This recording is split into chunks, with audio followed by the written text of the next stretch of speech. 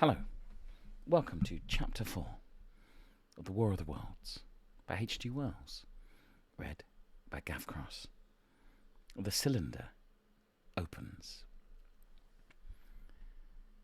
When I returned to the common, the sun was setting. Scattered groups were hurrying from the direction of Woking, and one or two persons were returning. The crowd about the pit had increased and stood out, black against the lemon yellow of the sky. A couple of hundred people, perhaps.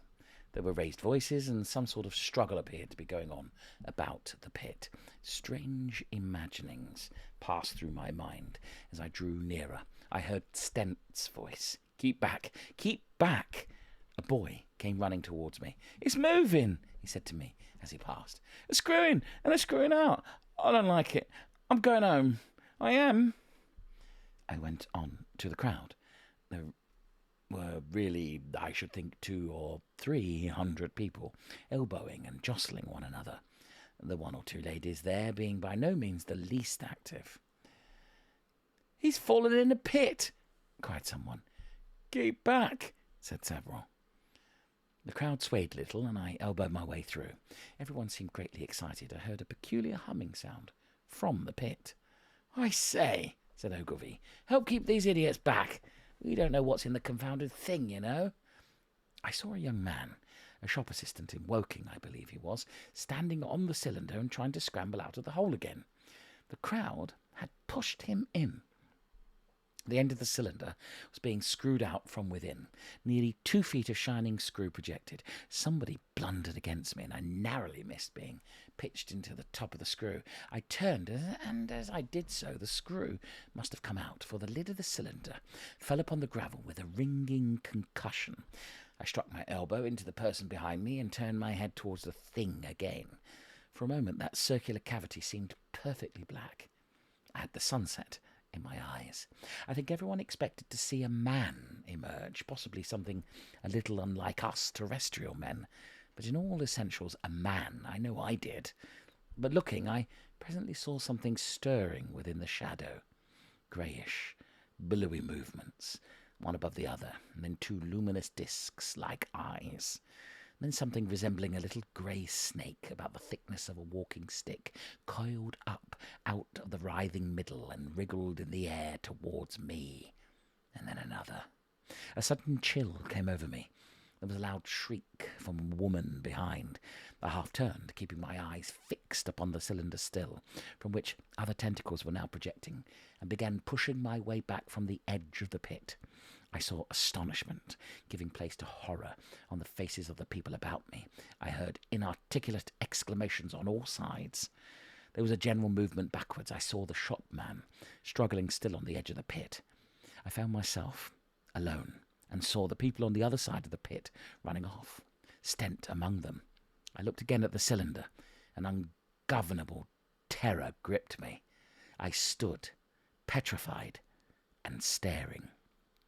A big, greyish, rounded bulk, the size of perhaps a bear, was rising slowly and painfully out of the cylinder. As it bulged up and caught the light, it glistened like wet leather. 2 large dark-coloured eyes were regarding me steadfastly. The mass that framed them, the head of the thing, was rounded, and had, one might say, a face. There was a mouth under the eyes, the lipless brim of which quivered and panted and dropped saliva. The whole creature heaved and pulsated convulsively. A lank tentacular appendage gripped the edge of the cylinder. Another swayed in the air.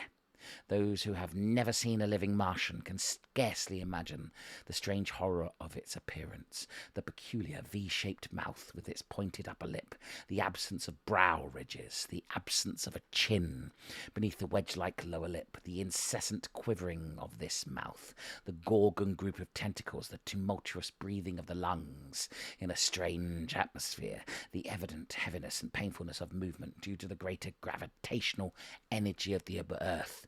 Above all, the extraordinary intensity of the immense eyes were at once vital, intense, inhuman, crippled and monstrous. There was something fungoid in the oily brown skin, something in the clumsy deliberation of the tedious movements, unspeakably nasty. Even at this first encounter, this first glimpse, I was overcome with disgust and dread. Suddenly the monster vanished. It had toppled over the brim of the cylinder and fallen into the pit with a thud like the fall of a great mass of leather. I heard it give a peculiar thick cry, and forthwith another of these creatures appeared darkly in the deep shadow of the aperture. I turned and, running madly, made for the first group of trees, perhaps 100 yards away. But I ran slantingly and stumbling, for I could not avert my face from these things. There, among some young pine trees and furze bushes, I stopped, panting, and waited for further developments. The common round the sandpits was dotted with people, standing like myself in a half-fascinated terror, staring at these creatures, or rather at the heaped gravel at the edge of the pit in which they lay. And then, with a renewed horror, I saw a round, black object bobbing up and down on the edge of the pit. It was the head of the shopman who had fallen in, but showing as a little black object against the hot western sun. Now he got his shoulder and knee up, and again he seemed to slip back until only his head was visible. Suddenly he vanished, and I could have fancied a faint shriek had reached me, and a momentary impulse to go back and help him, that my fears overruled. Everything was quite invisible, hidden by the deep pit and the heap of sand that the fall of the cylinder had made. Anyone coming along the road from Chobham or Woking would have been amazed at the sight. A dwindling multitude of perhaps 100 people or more, standing in great irregular circle, in ditches, behind bushes, behind the gates and hedges, saying little to one another. And in that short, excited shouts and staring hard at a few heaps of sand. The barrow of ginger beer stood, a queer derelict, black against the burning sky, and in the sand pits was a row of deserted vehicles, with their horses feeding out of nosebags or pawing the ground. Read live on Twitch every Monday at 9 p.m. There will be another chapter soon, but come and join us every Monday.